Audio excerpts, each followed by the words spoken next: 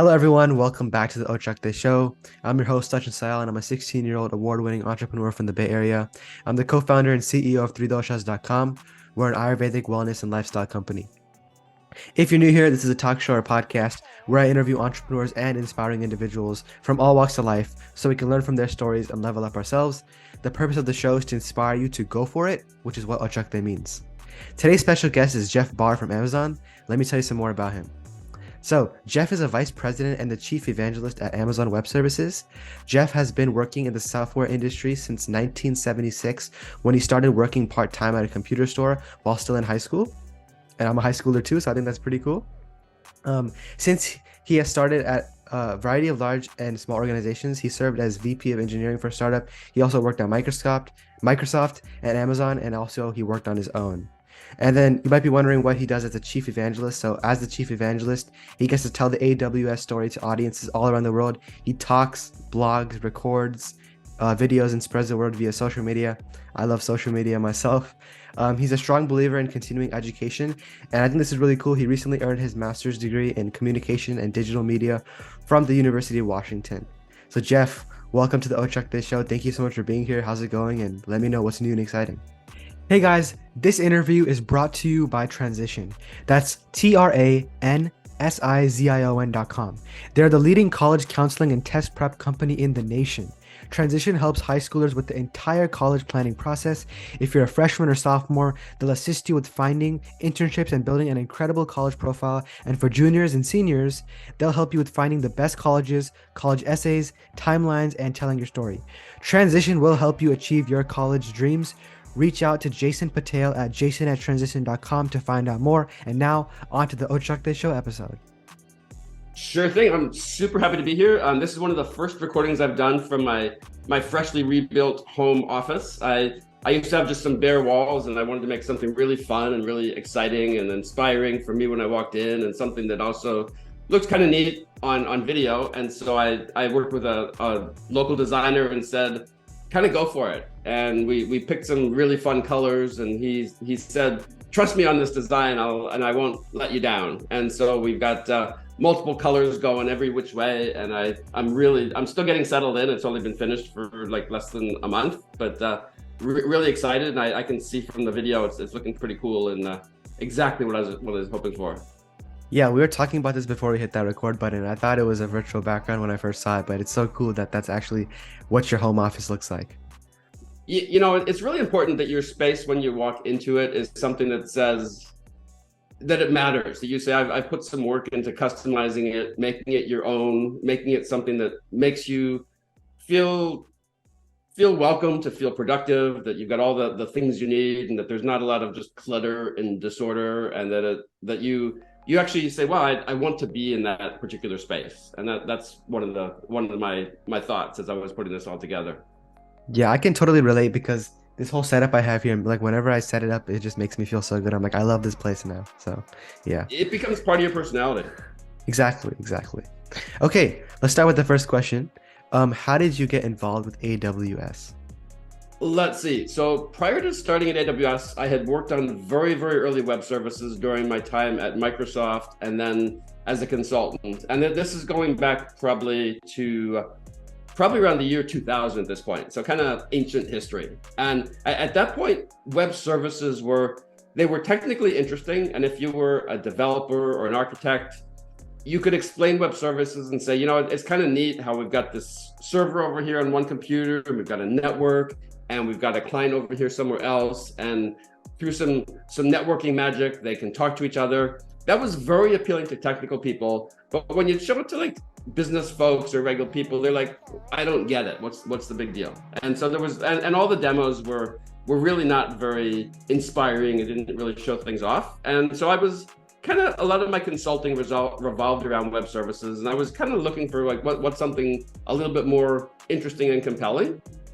Now, one of the fundamental technologies that kind of fits inside web services is this structured language called XML, the Extensible Markup Language. And I remember at some point, this would have been early 2002, I saw this little notification somewhere that said Amazon now supports XML. And I knew all about what XML was from my consulting time. And I quickly clicked through to whatever I saw. I wish I saved all this kind of cool original history, but I clicked through and I saw that what Amazon had done was had basically taken the Amazon product catalog and made it available to developers programmatically.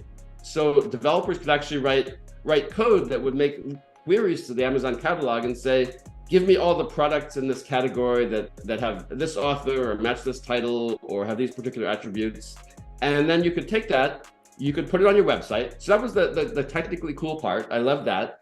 But what I also found really important was that there was a business model that was useful both to Amazon and for the developer. And this made use of Amazon's affiliate program, which is called Amazon Associates. It's still around today. And the idea was that as these developers would send clicks and traffic back to Amazon, they could actually earn referral commissions based on the traffic that they sent. So this was a good deal for Amazon because they could spread their content more broadly. But it was also great for the developers because they could use this API at no charge. And then they could actually earn money for building popular sites and tools and applications and so forth. So I saw all this, and it was kind of obvious really quickly to me that this was something pretty interesting and potentially important. I downloaded this first development kit. I signed up for it. I saw what I liked and what I didn't like. And I immediately sent some feedback to the feedback address in the development kit. And so the nice folks at Amazon, they said, oh, that's kind of neat. You've got some great feedback. Tell us some more. Tell us some more. And before I knew it, I was invited to a developer conference at the Amazon headquarters here in Seattle. And it turned out to just be me and about 4 of the developers. But what was really amazing was that there were probably 20 plus Amazonians that were very intently listening to us as we would speak and that they were presenting throughout the day. And so it was kind of a really neat honor to be there. But what was really awesome was that at about halfway through the day, one of the presenters got up and he or she said, we've been so excited by this first web service that we put out that we're going to start looking around the company and find other things we can turn into web services. So I suddenly heard that and I thought, I spent some time at Microsoft. I understand the value of putting things out for developers. And suddenly I thought, wow, this could be like the whole future for me. And I turned to the person, her name was Sarah, who had invited me. I said, Sarah, I got to be a part of this. And she's like, Jeff, we can absolutely make that happen. And before I knew it, I'd gone through the regular tech interviews and I was part of the Amazon Associates team. And so I came on board. This was still like the summer of 2002. So we're talking 20 plus years ago at this point, but it's still very, very fresh in my mind how exciting this was to come on board and become part of this team and to start actually learning and very, very quickly talking about all these different services that we were building. Got it. That's very cool. Let's talk about like how you rose through the ranks. Like, do you think age played a role in that, or how exactly did you do that? Like, because like you're a VP and chief evangelist, but no one just starts there. You have to first start from where you joined the company, then you have to first like get to different positions, then you make it to where you are today. So how did that happen? So it's a little bit age related, but really at Amazon, your promotions are based on your accomplishments and your achievements. And effectively, with a role like mine, where it's primarily outside focused, where most of what I do for my job is I'm listening and learning and studying things that we build, and then sharing them with a broad community. So a lot of the success metrics that I have are really based on the quality and the scale and the scope of my influence. So having large numbers of followers on different forms of social media is really an important element of succeeding. Yeah, that was exactly the next question. Question 4, it's like you have a large social media following. Like, how did you achieve that? Because a lot of people want to have that. I think on Twitter, it's like almost 200,000, right? Well, so I have this phrase, and I say it takes a long time to be an instant success. And my thinking behind that phrase is that there's oftentimes no shortcut to getting to the point where you say things are great, or I'm at a particular scale, or I've kind of made it, and whatever your metric might be. And you just have to keep at it. Whatever you're doing, you need to keep working and working and working at it. And it's continuous effort over a very, very long period of time. You can't start out on day one and say, I need to get to 10,000, 20,000, 50,000 followers in any amount of time. It's you need to produce quality output. You need to keep at it.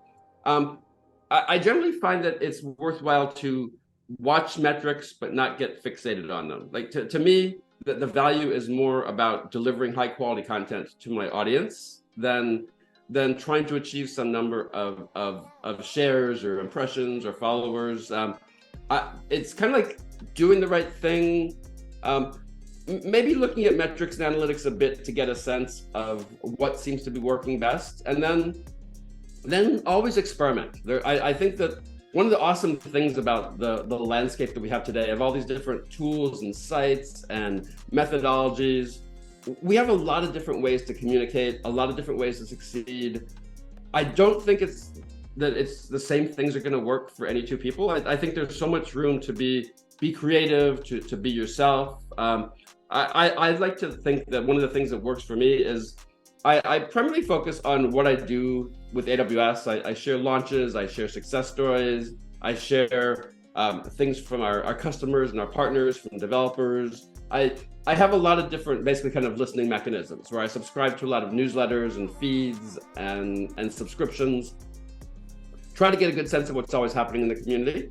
But that's usually about 80% of my content. But I also just like to have a little bit of give a little glimpse of like regular real life. I think a feed that's just about the company and the business and the tech, it can be kind of dry. So just kind of little bits of slice of life of here's me, and here I'm walking my dog or doing something in the city or doing something with my wife or my family. Those little glimpses of just regular life, I think kind of add a little bit of I don't know, variety or spice or color, whatever way you want to describe it to your feed. And just whatever amount of your personality that you think is worth putting into it. I just think it makes your feed more interesting, but it gives your audience other reasons to possibly connect with you. Like the number of times I'll get someone to look at my background and say, oh, well, you have plants, or you have Lego, or you're interested in space. Well, that's kind of cool. And there's reasons why all those things are visible behind me, because those are kind of little discrete kind of like signals of these are other things that I find interesting and that I put some time into. Nice, I love it. And again, amazing background. I'm like, I have to look at my camera so it looks like I'm looking at the person, but I'm trying to also not look at you. I'm like, there's like a thing moving. What are the red things moving in the back? Okay, great question. So that is a replica of an ancient mini computer from the 1970s called a PDP-11. So Oh, wow. the PDP-11 was one of the very, very first mini computers, and it was probably 1/10 or less the cost of the mainframes of the day, and it made it much easier to get compute power out to like junior high schools and high schools. And this is just a little replica with an actual Raspberry Pi inside. But I loved it because it's a good kind of a memory of my days in junior high school and high school. And also I think the blinking lights are just kind of neat to have as well. Nice, cool. Okay, so let's talk about the next question. This is actually one of the people I've interviewed on my show, and he's a well-known chief evangelist. Are you a fan of Guy Kawasaki? Absolutely, yeah. I've got several of his books just almost within distance on my shelf. Nice. Yeah, I think he's awesome. So let's talk about. I mean, you worked at AWS for around like 20 years. What has it been like doing evangelism? And I know some people don't know what evangelism is, so can you explain that? Absolutely. So first, it's been the absolute thrill of a lifetime to be part of developing and sharing something about this brand new and really interesting technology.